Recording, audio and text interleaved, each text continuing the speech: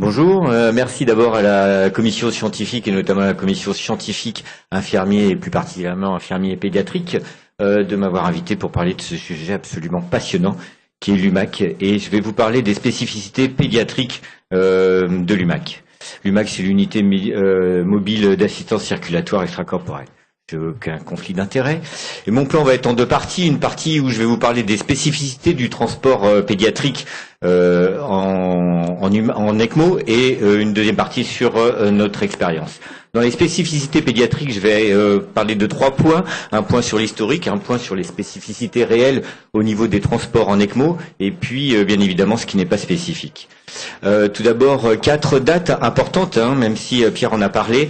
Donc la première publication concernant la réussite d'une ECMO néonatale, c'était la fameuse Esperanza, avec un prénom tout à fait prédestiné, sur la première ECMO réussie aux États-Unis.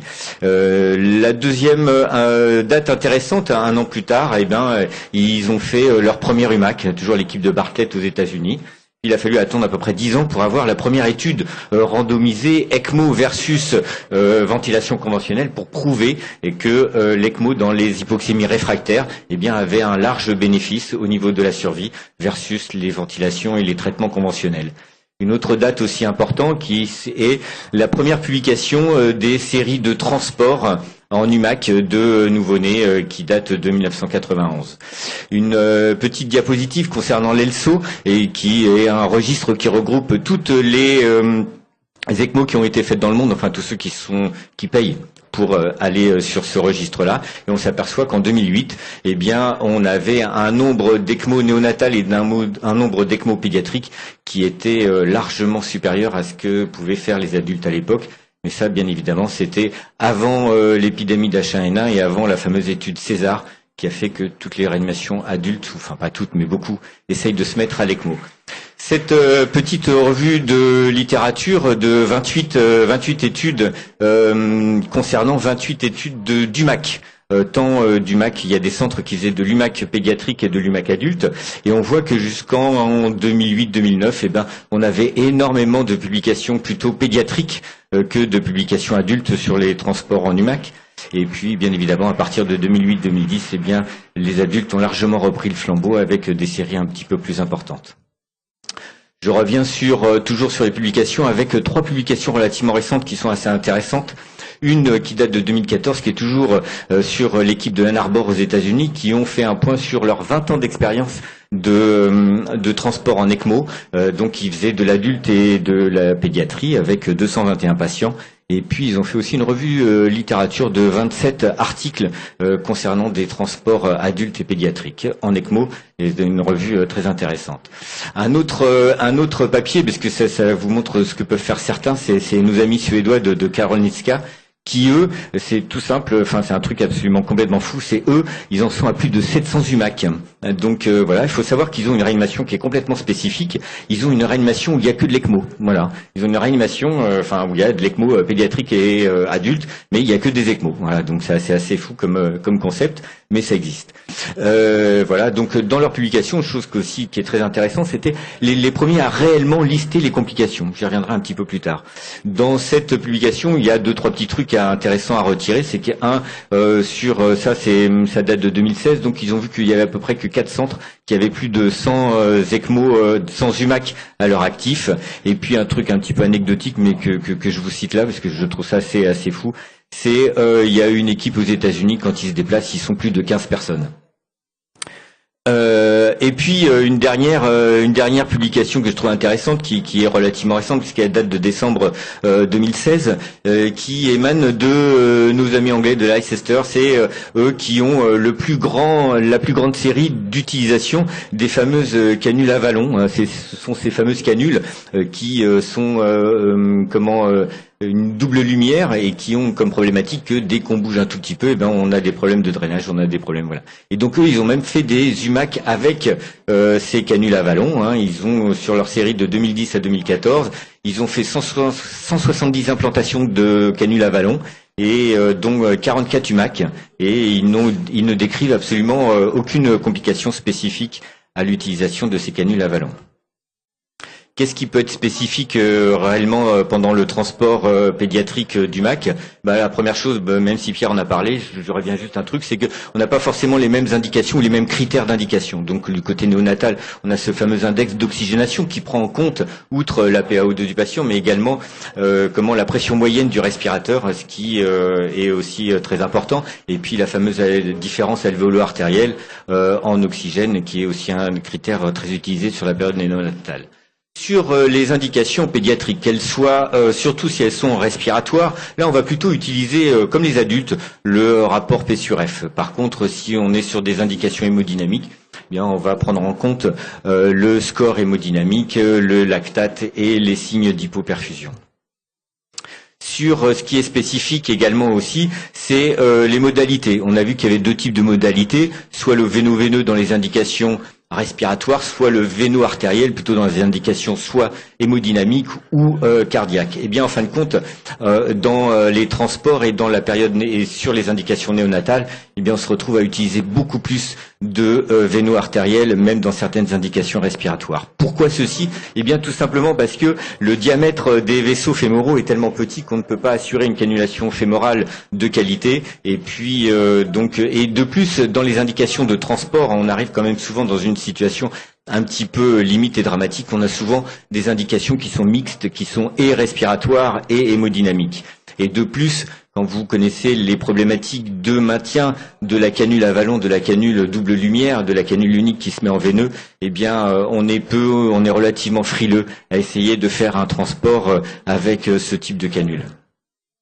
Autre chose spécifique, c'est le priming. Le priming, ça veut dire c'est l'amorçage, c'est-à-dire c'est le remplissage du circuit. Si on prend par exemple le cas d'un nouveau-né et qu'on estime son volume sanguin à 100 ml/kg, eh bien son volume sanguin, et donc s'il fait 3 kg, représente 300 ml. Notre tubing, c'est-à-dire la quantité de liquide qui est présent à l'intérieur de notre circuit, représente 300 ml. Donc là, on imagine bien qu'on est complètement obligé de faire un priming au sang. Donc en général, on fait ce priming au sang jusqu'au poids de 20-25 kg.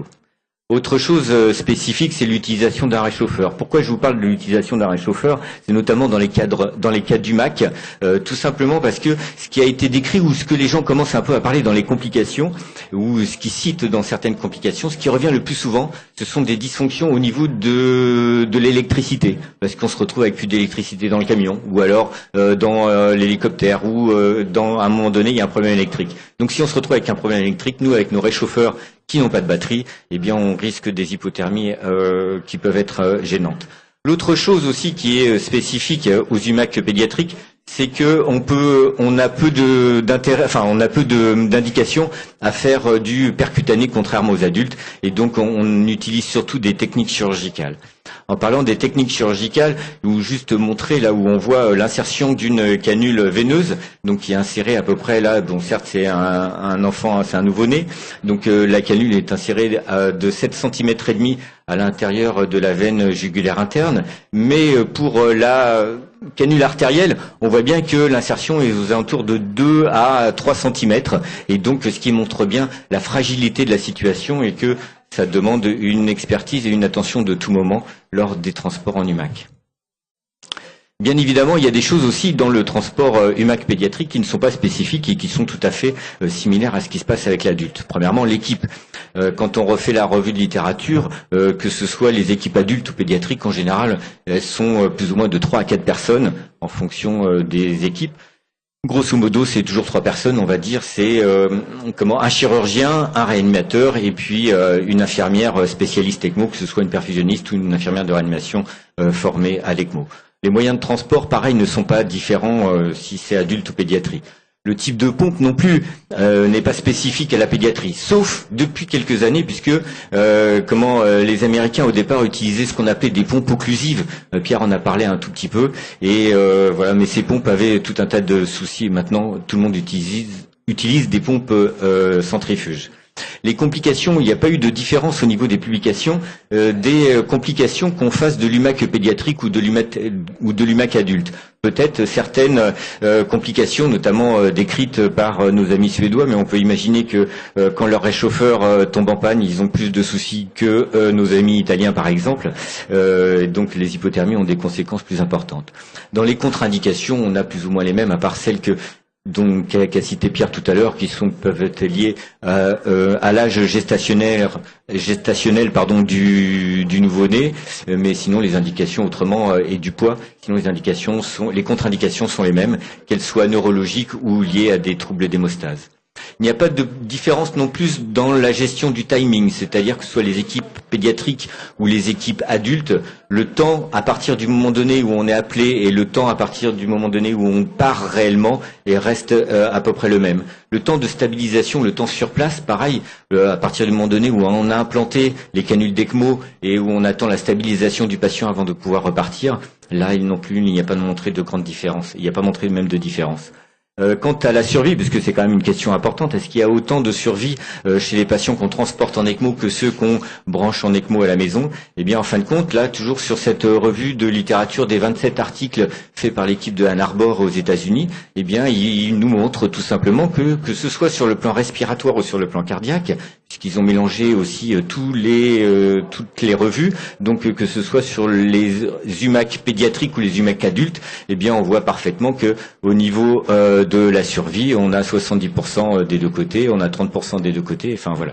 On a vraiment une survie qui est identique qu'on fasse de l'UMAC ou qu'on fasse de l'ECMO à la maison. Sur l'évolution des chariots de transport, pareil. Il y a eu la même évolution que ce soit pour la pédiatrie ou pour les adultes. Là, on voit les premiers chariots de transport pédiatrique aux États-Unis. Voilà. Et puis, vous voyez maintenant ce qui se fait maintenant, c'est-à-dire qu'ils ont quasiment tous, ils ont eu les moyens de customiser, c'est le terme exact qu'ils emploient, de customiser leur chariot afin de pouvoir simplifier le transport en ECMO. Eh bien, les adultes, pareil, vous voyez que c'était moyennement customisé. C'est les Italiens, peut-être, qui voulaient essayer d'imaginer la tour de Pise, mais ils avaient leur système à eux et on voit maintenant que c'est beaucoup plus simplifié. Là, c'est notamment l'équipe de la Pitié-Salpêtrière sur une UMAC adulte. Maintenant, je vais vous parler un petit peu de l'expérience de Trousseau. Donc, pour vous dire qu'on fait de l'ECMO depuis 1987, nous avons à peu près 635 ECMO à notre actif. Nous faisons ce que nous aimons bien appeler de l'ECMO médical, c'est-à-dire que nous n'avons pas de chirurgie cardiaque sur place, mais dans l'ECMO médical, nous faisons aussi bien du véno-veineux d'indication respiratoire que du véno-artériel d'indication hémodynamique. Et puis, une petite spécificité, c'est comme nous n'avons pas de perfusionniste, ce sont les infirmières qui montent et qui purgent le circuit.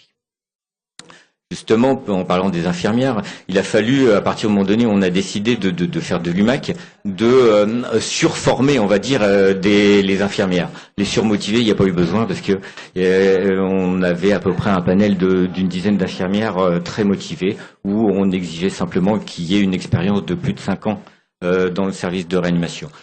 On a complété la formation de 2 points sur un point théorique de 2 jours avec un QCM à la fin pour vérifier que tout avait été bien intégré. Cette théorie a été, on a poussé un peu la théorie en utilisant tout ce qui est appris dans le DU spécifique que suivent les infirmiers perfusionnistes quand ils font la chirurgie cardiaque. On s'est basé un peu sur ces DU pour compléter la théorie, pour compléter les connaissances des infirmières. Et puis on a organisé aussi un côté pratique avec le montage du circuit, mais hors des locaux habituels et hors du personnel habituel, puisque dans ces cas-là on se retrouve un peu tout seul, puisque le chirurgien opère, le réanimateur réanime, et donc l'infirmière se retrouve à être obligée de purger le circuit avec l'aide de personnes extérieures qui ne connaissent pas ni le langage, ni ce qu'il faut faire. Voilà, donc on a appris ce genre de choses, et puis on a aussi insisté sur la formation liée au gag qui pourrait arriver, et notamment sur des périodes de sécurité beaucoup plus importantes, notamment quand on bouge le patient, quand on le passe de son berceau au brancard du SAMU, juste pour vous montrer 2-3 petites images. Et puis celle-là, pour aussi parler d'un partenariat qu'on a eu et qu'on a toujours avec le SMUR Robert Debré, où on bénéficie des compétences extrêmes de ce SMUR pédiatrique et de la surmotivation aussi de son personnel, et qui nous ont permis éventuellement de progresser dans la prise en charge de ces enfants et dans la prise en charge et dans la sécurité